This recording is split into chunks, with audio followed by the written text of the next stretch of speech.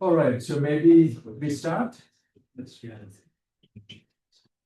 So welcome everyone to the first MITP seminar of this year, 2026.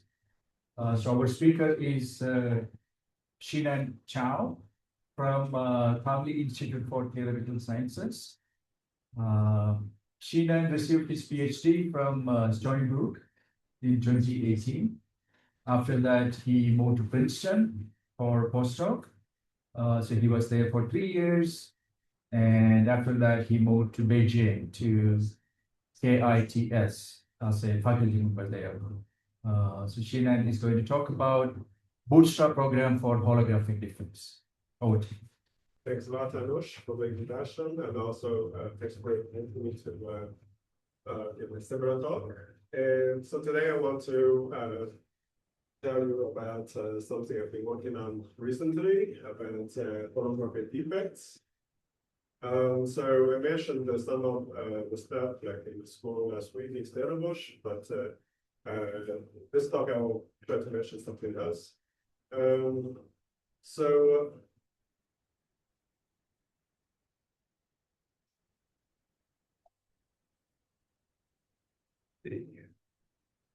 Okay. So it's based on a few recent papers with different collaborators. And You may not make it full screen. yeah, I think, let me try again. Okay, now it works. Very good. So let me start with the motivation. So I think everybody agrees that efficient computation is crucial for gaining deep understanding in any given theory. So this is easy to do if the theory is weakly coupled, the reading interaction is weak. However, this becomes very difficult when the coupling is strong. The strong coupling will make most of our tools, analytic tools, invalid because most of our techniques are presumptive in nature. And therefore, if we encounter strong coupling, it's very difficult to make progress. However, there are some important exceptions. One important exception is so-called T correspondence. So this was a conjecture proposed by Xinan in 1997. And conjecture basically claims that there are certain class of strongly interacting theories, more precisely the whole field series, so it's a quantum field series with additional extension. According to this conjecture, this strongly interacting theory is exactly the same as a weakly coupled organizational theory in a curved background with an anti-zero space. So this correspondence allows in principle to use motivation techniques, frequency theory techniques to study strong coupling phenomena analytically. So this is true in principle, but as we will see, there is still a great deal of difficulties to turn the statement of principle into practical computational recipes. Slightly in more details, the difficulties are associated with three features. So as I mentioned earlier, like this background is not just a class-based background, but it is some space-time with curvature. And doing calculations in curved space-time is always more difficult than class-based. And in most cases we are interested in, the theory will involve infinitely many particles. This makes the interaction a lot more complicated. And therefore it's very difficult to do computations in this, even though it's weakly coupled theory. So let's look at this correspondence in slightly more details. So in this mediastic correspondence, the basic observables are correlation functions of local operators in the topomorphic theory. And according to the NIThe respondents, they're mapped to they are holographically mapped to scatter amplitudes in ABS. So this can be illustrated by this cartoon here. So the cylinder represents the ABS space, and it's the surface of the cylinder, which is its boundary, corresponds to the space-time where the CFT is. So you can insert these local operators in the CFT. And in the dual description, they create some wave bindings which travel to the center of radius, and they can scatter, and then we measure them on the boundary again. So that's the duality between collision functions in CFTs and the scattering amplitudes in ADS. Now, somewhat surprisingly, so NIThe respondents was proposed almost 70 years ago. However, efficient methods to compute these basic observables were only developed almost 22 decades after Chinese precisely because of these difficulties I mentioned in the previous slide. So it turned out the trick to make computations more efficient is to use the idea of Bootstrap, which was first proposed in the 60s of the previous century in studying Australian Russian. So basically what the trick is to basically combine NIThe with this bootstrap philosophy, and then it turns out that you can compute all of these correlation functions much more easily. So you can basically obtain all of them by solving a bootstrap problem. So more precisely, what happened is like, so you can formulate a bootstrap problem by encoding a number of physical consistency conditions, which includes supersymmetry, process symmetry, some schematic analytic structures to know about the amplitudes and also their asymptotic behavior. So that's basically the story I reviewed last week in the school.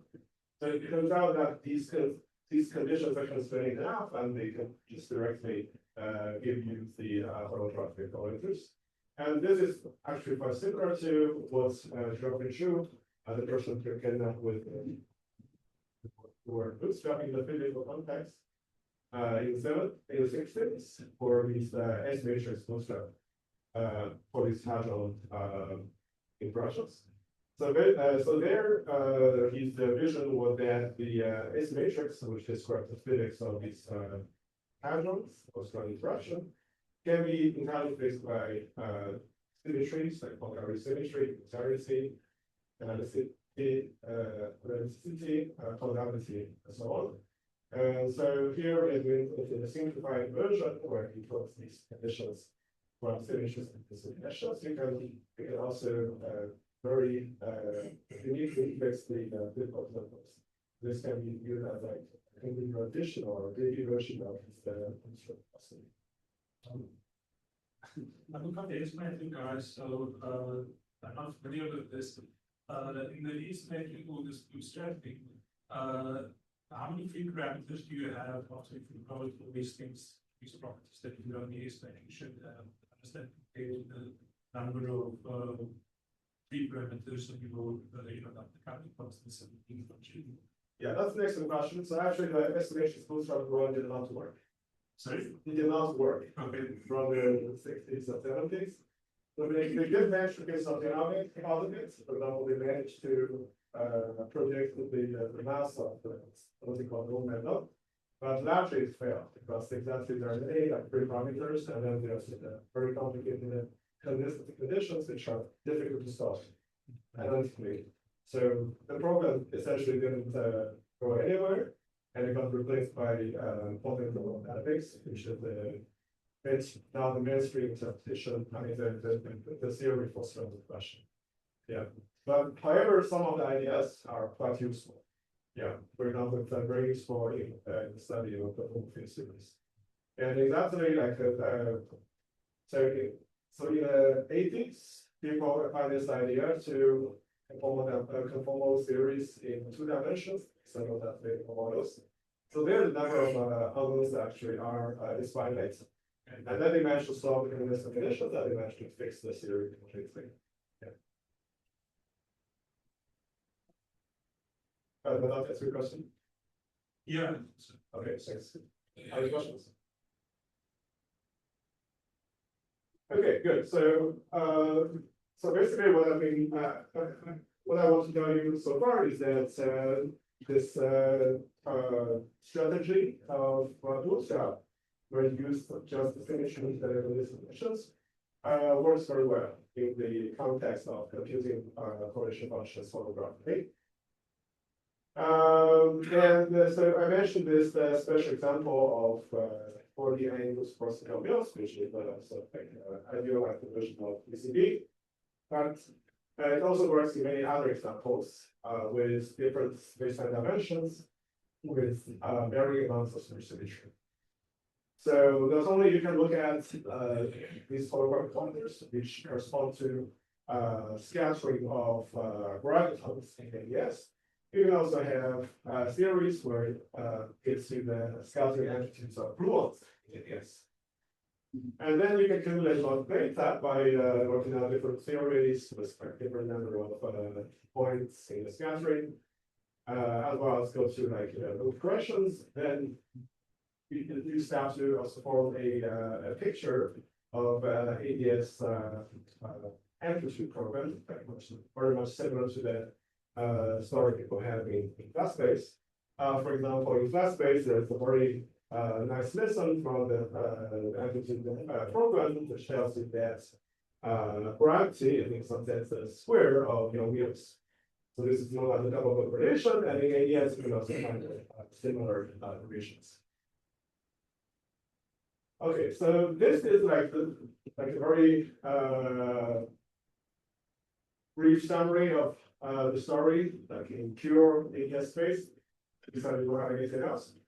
But you can make the things, make the story much more interesting by including the extended objects, which are defects. I'll say more what I mean by defects here in the moment. And I will tell you some recent progress for these holographic defects in a number of nice examples, and I will also try to expand the connections with other closely related nice research. Any problems so far? Okay. Now let's talk about defects. The first question is why do we want to implement defects?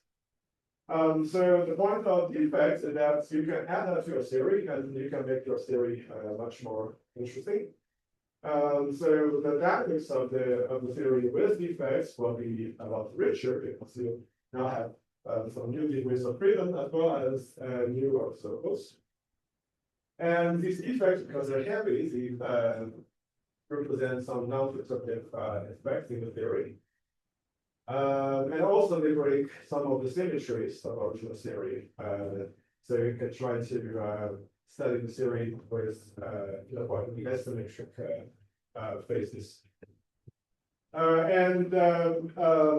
Defects, actually, there are many motivations for considering them, both experimentally and formally.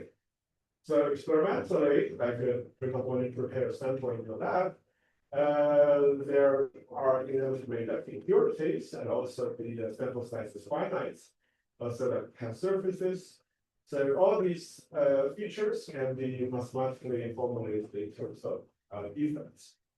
And there are more examples, like one of the formal consideration. For example, we have these Western loops, which tells you like the series of finite dignified, also the synergy generators, as well as the gradients in theory.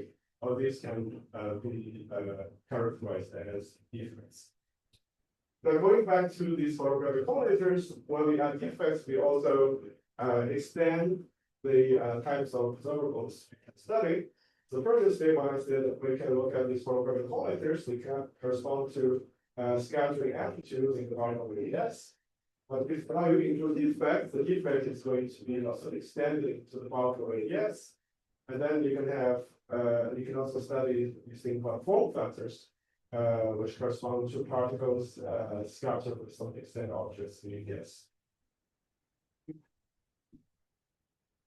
Now, another question you can ask is what types of defects can be added to theory, particularly what kind of dimensions of the defects can have. So let me, so these defects, they are sort of like RP surfaces instead of total space time RD. And P is the number of dimensions of the defects.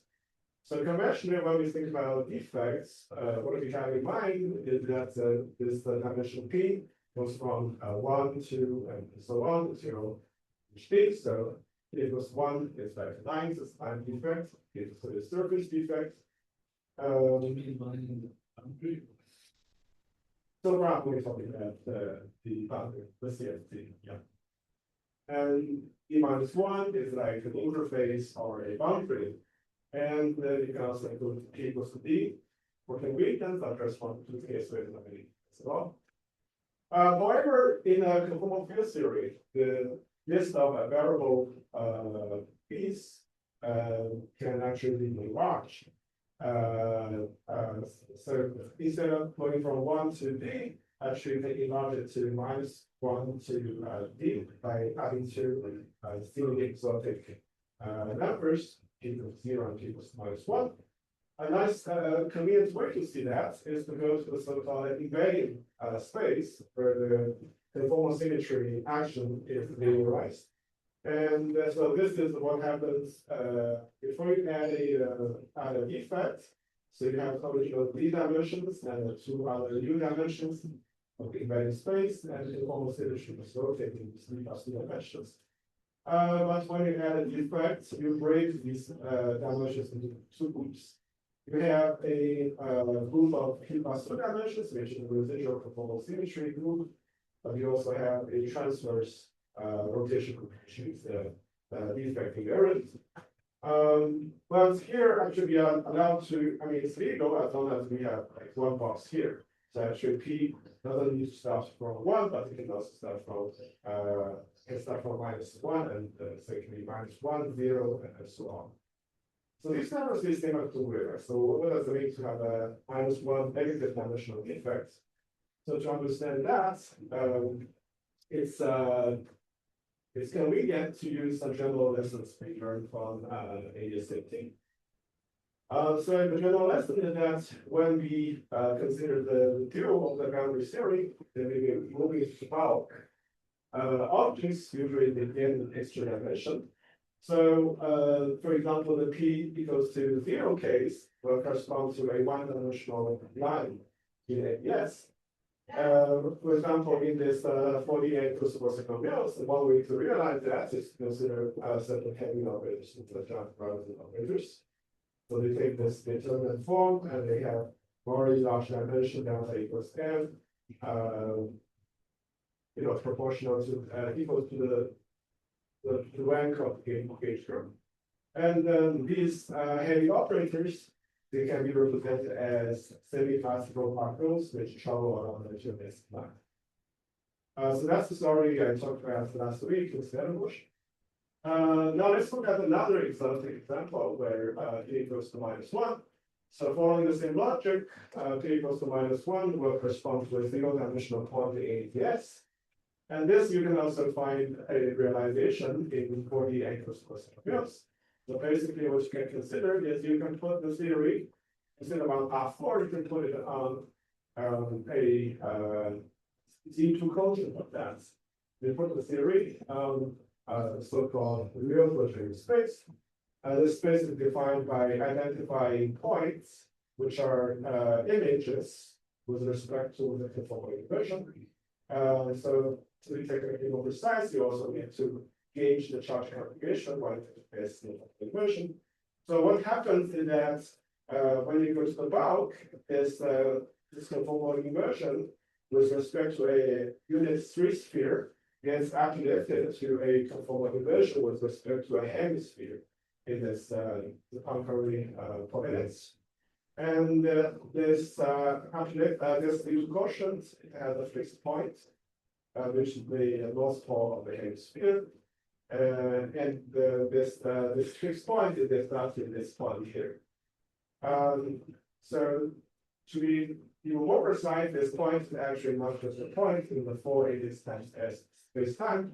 It is actually a fixed locus of S2 instead of this S5. So this corresponds to some O1 plane sitting at the point of this ES function. So in my talk today, I will actually discuss a bit more about this example. Any questions over? This desperation preserve specifically. It does. So it breaks half of the solution. Great. Yeah, precisely half. Yeah. It is like a fold in this. It's like a dog foot. Yeah, you will need an O1 there. Yeah. And the gauge group, so is the gauge group still as you know, using the SO? No, it's still S2 because like basically when you identify operator here and here, you also conjugate with the charge complication. So it's still S2, but you need to make the gauge group, the gauge group condition again.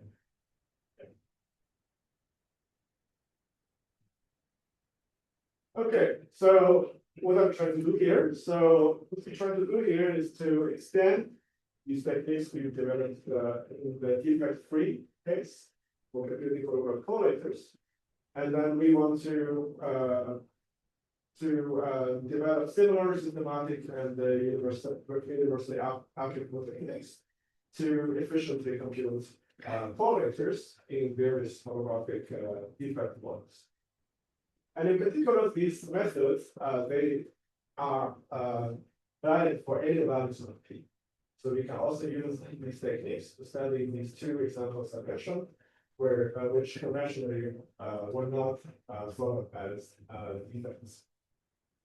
And so the technical developments I'm going to discuss includes those three aspects. First, I'm going to talk about how you can use bootstrap techniques to compute these holographic correlators at tree level as well as group levels. And I also discuss how we can take the limit where the radius of ADS becomes very large. So you recover a fast-based limit.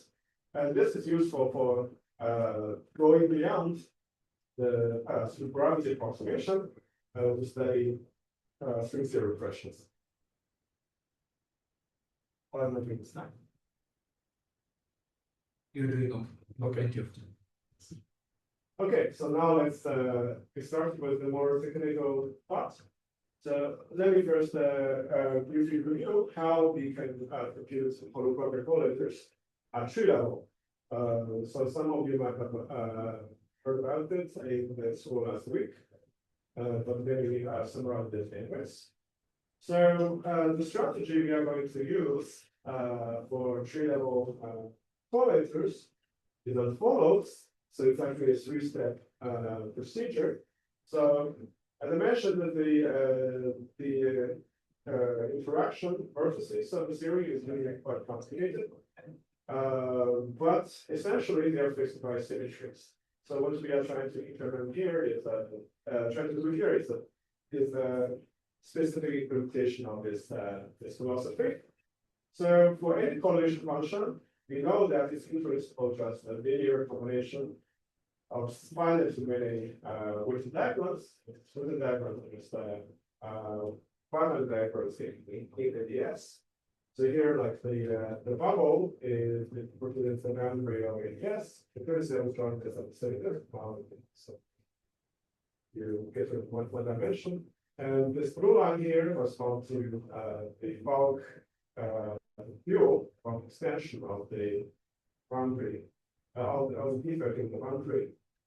And the strategy is to first write an offset in terms of the recombination of all the possible weighted diagrams. And there are three types. This is like the bulk channel extension diagram, where they exchange a field within the bulk away from the boundary. This is the defect channel exchange, where they exchange field based on the boundary. And then there are also discount type interactions depending on the defects. And the number of diagrams are finite because they are controlled by some selection rules following from rule theory. So there's the starting point. We make an ansatz in terms of all the possible diagrams. The second step is to evaluate all these diagrams. And this can be easily done nowadays by extending some techniques developed by these people from the early days of radiosity. And the last step is to solve this nonsense. Now it's being evaluated. And to solve that, you just need to impose certain symmetry, supersymmetry constraints, known as the superconformal whatever. So basically, these are some differential relations which any correlation function needs to satisfy with this model supersymmetry. So it turns out this procedure can uniquely fix all these parameters you know, assuming the outset and therefore giving the full answer for these correlation functions. So this is a very general algorithm which you can apply to many different types of defects. So last week I did an example of giant variables, so I'll be very brief here. So these correspond to the case where P equals 0, this is zero-dimensional defects. And you find that all these correlation functions can be uniquely fixed. And the one thing I want you to notice here is that for these giant correlators, it involves at most logarithms of cross ratios. This will be contrasted with the result which I will show next time for P equals -1 defects. So when you say arbitrary K1, K2, does it mean up to order n or how heavy can it be? Right, that's a very good point. So here it's a bit subtle because there's an order of indexation. So here we have already first taken n to be infinity, so mostly n everywhere. So then the case K1 and K2 simply can take them to be infinity. But they're really only valid up to n. It's only because we've already sent n to infinity that they can take these numbers to be infinity. Yeah. But they can be order lambda to the order. I mean, the length they can be string kind of. They're not stringy, so these are like just light parameters. Okay, so not lambda to the order or lambda to the. Right, right. They cannot be even as heavy as the trend properties. Yeah. Right. Now, so that's the story for these zero defects. Now, here I want to highlight the case of P equals to -1 defects, which is the story of A equals 4 on P4. So this turns out to be a remarkably simple model, which I think will be neither having to be solved exactly in the future. So the simplicity as you can already be seen at the level of diagrams. So here what we are considering are these weighted diagrams on the physical quotient of radius 5. And you can compute these diagrams by using method of images. And you find that these exchange weighted diagrams, they are just let's say this. Yeah, so they are just polynomials in the inverse of the cross ratio. So here we're looking at 2-point functions. And there's one unique cross ratio eta which we can define. And these diagrams are just polynomials in 1/8. And also, if you look at these contact with diagram, that's even simpler than just a number. Okay. So you can follow the exact same strategy as I outlined for the general defects. You can write an outset, then fix the coefficients using superconformal identities, and you get a unique answer. Just to show you how simple they are, let's work out the case where the case K1 and K2 they take the lowest of possible values, which is 2. So this is the discrete tensor for that. And you find the 2-point function is just this very simple function, rational function of cross ratios. So this model represents perhaps the simplest but still non-trivial model of defect CFTs. And I should also mention the setup preserves the integrity as well. So this would be a very nice target to be solving exactly. So what is the position of the effect of the dots? The dots? Yeah, you said that just. It can be any point because it's isometric. So if you move it on Okay, Yeah, so that's really matter very important. Yeah, because it is in homogeneous space.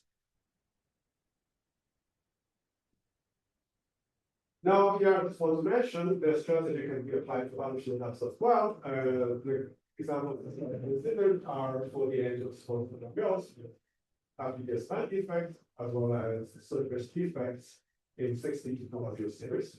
But that's not the, I mean, that's certainly not the end of the list. There are many more examples which you can consider. You can also try to apply the strategy to defect correlators with higher, with more formats. Okay, so that's the summary of the tree-level story. Now I want to outline how one can consider some content correction in NITheCS by going to the loop level. So the loop level is actually much more difficult than tree level. So tree level, I told you that diagrams we can evaluate using standard techniques. But the loop level actually so far nobody can evaluate this in a single written diagram. However, it is still possible to Loop level means on the ADS. in NITheCS. In the Yeah, ADS. exactly. So from case two, that's one over. Any question? One over n. Yeah, exactly. Yeah. So these are one of the questions. So right, and from the model perspective, they have like all the questions from Jarvis. Yeah. Okay, so even though it's difficult to compute diagrams, we can still make progress to compute correlation functions. And basically, generalizing the unitarity method we have last case. So here I'm showing you a list of diagrams which will show up at the next already one of loop level diagrams. You can already see, like, if you kept these diagrams open along these dashed lines, then you put these endpoints to the boundary of ADS, that's like putting the boundaries on shop. These diagrams will become products of lower order, like tree level diagrams. And you can try to get these diagrams two different ways. So one is cutting horizontally, you get a defect free 4-point function and a disconnected defect 1-point functions, disconnected defect 2-point functions. But if you cut vertically, you just get two tree level defect point functions. And these two different ways of cutting, of course, this is very schematic. I will tell you what precise the rating of this cutting is. But there's here I just want to point out these two different ways of cutting is actually a strong consistency condition. So this is actually a generalization of this ADS unitarity method which will develop in the defect free case by uploading outliers the production. Okay, now let me translate this slightly more precisely. So on one technical level, this cutting or gluing procedure is happening in terms of certain singularities of these defect combination functions. These are called leading logarithmic singularities. By that, I mean when you take the cross ratios of the different correlators to some limits, to some p limits, you find these correlators will develop some logarithmic singularities. And here you only focus on the most leading one, that's known as the highest power of logs. So when you decompose these leading logarithmic singularities into more blocks, you find their decomposition coefficients have this very nice weight property. So basically, the coefficients can be written exactly as it is what I've seen earlier. So you write as product of tree level 4-point times disconnected different 2-point function divided by some disconnected 4-point function. And similarly, so this is sort of like in the bar chart, where you can think like this diagram horizontally, but you can also cut vertically, and there you find a similar feature for these decomposition functions. So what this tells you is that even though you don't know at this point the full correlation function, there's a certain parts of these correlators which you can know by just knowing the lower of the correlators. So you can construct these singularities or by only using the data you extract from lower order from tree-level correlators. So this gives you part of the correlator. Now, in order to get a full correlator, you need to find a way to somehow complete these singularities into the full correlator. So here I will tell you one convenient way to do that, which means in the so-called valued space. So valued space I briefly mentioned last week in the school. Let me just quickly remind you what it is. So the valued space can be sort of a momentum space in ADS, and this is in quotation marks because in ADS we don't really have just symmetry. We also have a momentum space. However, if you do some varying transform, you define this valued space that will share many properties that in the class-based momentum space. So the precise definition for these two-point functions is as follows. So for here, B and D are these cross ratios for two-point defect correlators. And the dual variables, delta and gamma, can be interpreted in a class-based language as follows. So the delta is basically just the inner product of this, the momentum of these two incoming particles, and this black line here will get the defect. So this is one dimensional variable, and the gamma is the other dimensional variable, which is square of the power of components to the defect, because momentum is conserved along the defect, so P1 power squared is P2 power squared. So this is like the class-based interpretation helps you understand the meaning of these variables. So if you do this many transformation and you extract, for example, some Kavli program functions, all the information is encoded in this function M here, which is the main amplitude. And then you use this formalism to look at diagrams. You find there are many similar features to the class space. So when you look at these contact with diagrams, you find this main amplitude M is just polynomials. That's exactly the same as in class space. And if you look at this exchange diagrams, you will find it's sum over poles in the corresponding dimensional variables. So this is a convenient language to study correlators. And using this language, now we can continue where we stopped. So we can try to complete these singularities into the one loop amplitude. So the strategy, the techniques I just outlined, and the main procedures. So the first step is to start with an ansatz, where as a sum of over simultaneous poles. So these poles, you know, they are there because you need to reproduce these leading logarithmic singularities in both channels. And by matching with the leading logarithmic singularities that you can compute on tree level, you can fix these coefficients in the ansatz. And then you can go back and check like this is actually the this ansatz in the sense that all the other terms which you haven't used in your singularities are directly reproduced. So we look at this trigonometric theory to a surface defect as an example, and you find that these DMN coefficients can be all written down in terms of some calculation functions in this form. So yeah, that's the root story. So the main message here is like there's a systematic way to start from tree level and prove it's one correlator first. Any questions before I switch gears? Okay, good. Now let me discuss the last component of the story. So now I want to talk about the limits where the radius of any space goes to infinity. So as the limit goes to infinity, the space becomes more and more flat. So you would expect the correlation functions will give you the scattering form factor in that space. However, how precisely we take this limit to get the flat space form factor was not known for the case where you have defects. So in the defect free case, actually, there were already results from 10 years ago from this pipeline shown in the bunch. So he wrote down a formula which relates the high energy limit of the varying amplitude to the flat space amplitude via a Borel form.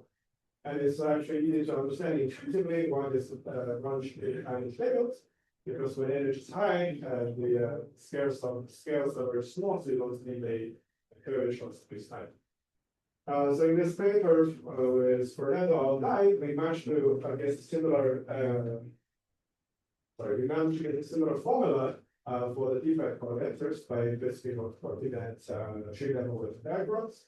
So it actually is quite similar to this formula proposed by Planet Bonus for the free case, where you also look at the high energy limit of the varying amplitude, and after some Fourier transform, you recover the first space form factor. More recently, with these two students, we also managed to give a proof for this formula by looking at flat space limit in position space. So the story basically is you need to perform a certain saddle point analysis where you zoom into regions which are near the ADS defect, the ADS view defect. And in order to get the flat space amplitude, flat space form factor, you find that you need to focus on a special scattering configuration of these defect correlators. So basically, you need to essentially position your operators in such a way that these two operating positions, as well as the images with respect to defects, are such that you can find a point on the defects which is 95 separated with respect to all these 4 points. So this is the scattering configuration, and then you zoom into this limit, and you look at the behavior of the correlator in the scaling limit. And then you can extract the flat space information by basically doing an integral transform, which involves some base on K function. And then you can take this formula and you can make transform, and then you can reproduce this formula that we guessed from the varying space. Now, these formulas are very useful for studying string key questions, because in flat space, people already know how to compute in string theory the form factors of strings, CR3 of from deep rings. So there is this general formula about 1-to-1 CR3 with a p+1 dimensional deep ring. So the answer is actually quite similar to the Xinan amplitude, except that you have some additional factors which depend on the dimensional variables as well as the equalizations of these spinning disparate states. So let me show you how this works in a concrete example where we look at 48 response terminals, where we have this fault line. The fault line is going to go to a D1 string in the log. So let's first look at the supergravity level. So at supergravity level, the answer is no. So actually, people computed the two-point function which represents the Western root.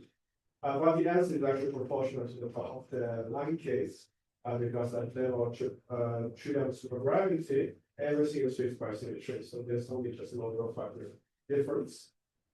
And you take this result, you compute it, and then you go to high energy limit. It has this form in terms of the varying maximum variables. And then you plug into our formula here, and you find that the leading term of this answer in the low energy expansion where L is equal to 0 is precisely equal to this. So this is the supergravity order. But now you can try to go beyond that with higher powers of L string. So on the back side, you can expand it. It's equivalent to expanding this with respect to inverse numbers of 1 over lambda, where lambda is 12 coupling. So comes in two ways. One is the supergravity answer gets addressed by a function of lambda. But this is because the one-point function is no longer protected for these defect two-point functions. Then there is infinite power of these higher expressions, where this L, 2L is the number of derivatives you have in the contact vertex. So these are higher than contact expressions, and the 2L is the number of vertices we have. So here I've written the answer like all the way up to 8 derivatives. And these MIs are solutions to the superconformal what I mentioned earlier. So each of these MI is a solution to superconformal symmetry. And these C's are the numbers which you cannot fix by just using symmetries alone. Now we can now class-based limit formula will allow us to fix a lot of these properties. It essentially fixes all the terms which are leading. So these MIs, they are polynomials in gamma and lambda, and the class-based limit will allow us to fix all the terms that are leading with highest power of lambda and gamma, so it's delta and gamma. For example, this term here, like the leading question, is immediately fixed by that. But then there are also leading terms which you can be class fixed by class-based limits. And to fix those as well, we can use combine the class-based limits formula with some other constraints known from the method of supersymmetrical condition. So superconformal condition for these correlation functions that we work by a group of different authors, where they derive certain constraints known as integrated correlators. So these are defect correlation functions integrated by some kernels. And it will be correlators are known at any n for any n and and any lambda. Combining class-based limits together with localization inputs, you can actually fix all these terms with 8 derivatives or less exactly. And it's also possible to make more progress. So here we are doing things like sort of low energy expansion, but you can also try to assume that there's some underlying low-shape description for these different correlation functions. And this will allow you to get like one-over questions of these class-based so there's some work in progress with Fernando, Limon, and Scales. And it is very much similar to the defect free case where people have already managed to get a few other sub one-over questions. So in the defect free case, many more of those C's moving. Right, so there they use a different strategy. So basically you are sort of rearranging this expansion. So if you take the leading terms like from each other, they will resum into the Venetian amplitude. And then if you look at sub-leading terms, they will resum into one-over questions. So in this way of doing things, you actually don't just fix finite many coefficients, you fix infinity. Okay, but for the defect below. Yeah, that's what we are trying to do. Yeah, that's it. Yeah. So we are trying to guess like some kernels for this flow sheet integral. Okay, so let me also comment on like some connections with other closely related some research. Last week I mentioned this duality between these D functions which are contact with that NITheCS, where certain conformal integrals you have class space. This correspondence or this duality can actually be extended to also include the defects. So basically here, so this is like the you have the program set up for longer CFT, and you can look at contact with the diagrams in the setup, and you can have some operators inserted away, some operators inserted at the boundary of this ASD subspace, which the image is the boundary of the boundary, but also operators inserted away from this boundary of ASD. And in the flat space, they correspond to some massive conformal integrals, where this distance squared is just the mass squared to this flat space group. So these diagrams, people were considering them because of this fishness story of integrability people, where people, so these are special examples, and people show that they have this invariance on the massive conformal Youngin. And on the box side, these constraints or Youngin invariance can actually be viewed as the conditions. Because you can relate these contact window diagrams by series of differential equation relations, but you can go in different path to go from one configuration to another one. So there's certain conditioning conditions, and you can actually prove these two conditions are the same. So this seems to imply there's some connection between some of our correlators and these probabilities. Another connection I want to point out is with respect to this political style bootstrap. So in his paper from the 70s, he used an alternative a basis for composing conformal correlators, which turned out are just secretly weighted diagrams in NITheCS. So the case without boundaries has been more or less well understood. Now we can also try to extend the case to include defects. So it turns out there's a similar story there as well. You can expand your correlation function in terms of these defect order diagrams. And then you can relate it to this the story of analytic functionals, which yeah, yeah. So that's like a last slide or something. Yeah. So, right, so maybe not going to do the functional story, but maybe just mention this particularly interesting case where you can develop this polynomial bootstrap or functional bootstrap for this k equals to 0 defect. So if you still remember, so this k equals 0 case corresponds to heavy local operators. And this functional approach, although they are derived from this program, ADS with the diagrams, they are actually valid for general defect CFCs. So these functions actually will be useful for studying heavy Wi-Fi correlators that can apply to like black holes and stuff. Okay, so I talked about things. So yeah, hopefully like I mentioned outline the main ideas. And here is basically a roadmap summary of all of the things I mentioned in this talk. And yeah, thank you very much. Let me know if you have questions.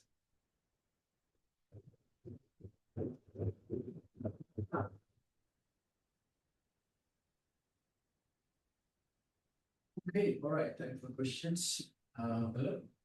Hi, that's not consistent. So there's different oscillate generally. So you can round this bootstrap method, you can calculate previous defect correlators and just regulators we can defect and so at a more physical level, is there anything what do you mean that what is great to calculate everything analytically? But is this qualitative knowledge that we can extract for that we don't anything, or how if the states will scatter everything very in detail into states, any what we can it's line. Yeah, so far, like most of the stories that discussed here are about like the programs. Yes.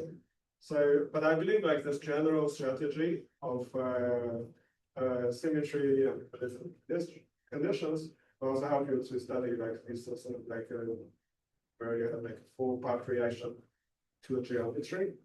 And also another thing is like this functional approach I mentioned. So although like we can read off these functionals by these program with the diagrams, but the sum rules that you get from that are non-presumptively valid. So using that, maybe you can try to yeah, you can try numerically get some numbers for the problems. Very interesting. Yeah. Do you heard anything about flat space holography or any such thing from? That I don't know enough to make a comment. Yeah. Okay, more questions? Yes, questions. So suppose if you mark 24, right, with your DSD in this line, something, something breaks down, yeah, because you have less symmetry, there's something that you can, because I mean, a lot of what you do is NITheCS set with the same 3.5 figure, but somehow n equals 4 was crucial. Yes, well, maybe like maximal super conformal symmetry. Yeah, let's see 5.4. Yeah, it is important in the sense like you can fix all the parameters from stats. If you have less symmetry, so that we know from like defect free case, then what you find is that the symmetry constraint is less powerful, and you will have some leftover parameters which you cannot fix, but you can input a little bit of physical information. Let's say you know some like streetline functions of street count operators, then you can still fix those. But of course, like if you have zero symmetry, then you don't expect to fix the answer because you can write on many different theories with this amount of symmetry. This amount of symmetries. Yeah, I guess that's what I was asking, because when you show about the Yannian, right, there are n equals 1 theories that when you expect a Yannian, and n equals 1 theories where you don't expect a Yannian. So they don't give Yes, actually, that story is a bit funny. So here I'm just looking at the bosonic conformal. Yeah. So the Yannian of that, and it is satisfied by all these contact with diagrams. So regardless of what's doing your interval. Yeah, it's like conformal. It's like just conformal. Like these deltas, they are completely random. Like it turns out, like this whole class of diagrams, they satisfy this Yannian invariance. Because I mean, initial question you can ask is like, can I upgrade this conformal Yannian to a super conformal Yannian? Does that, for example, give me the answer of like it is what this question parameter or something? Yeah. Okay, so That has not been explored. Yeah. so any conformal theory would help us. Right. Yeah. Because any of these class-based diagrams, it's the Yannian invariance. Yeah. Okay, more questions? So is there any similar works on the supersymmetric theory of its helpful? Maybe with less. So far, I mean, these examples we look at maximals, but we can also look at 60 to 0 is different, and so on. We haven't looked into this less symmetric case with defects, but in the defect free case, we did look into that. And it's possible that we'll get like similar results. Yeah.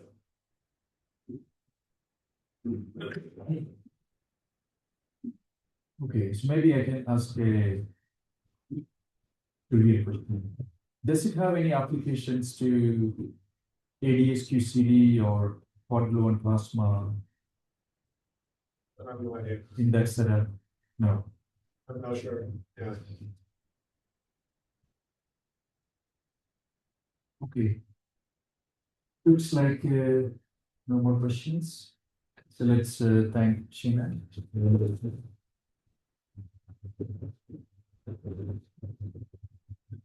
So Xinan will be here till evening today.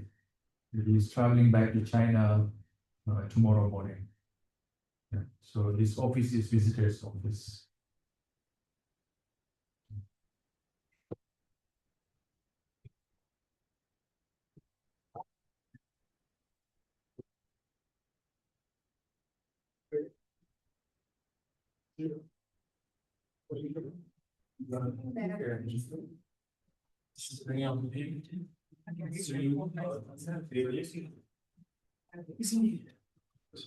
Yes, that was very sad.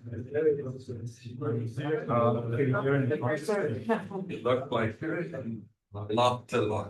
That's a weird. I'm sorry. No. I have no idea what it is, but I mean, what I'm saying is congratulations. Good luck. You've got every look you up.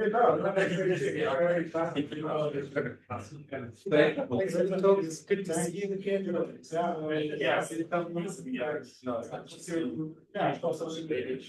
Yes. Yes, that'll be good.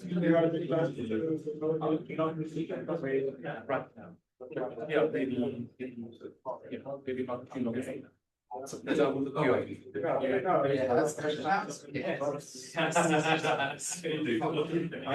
nice to see you. Yes.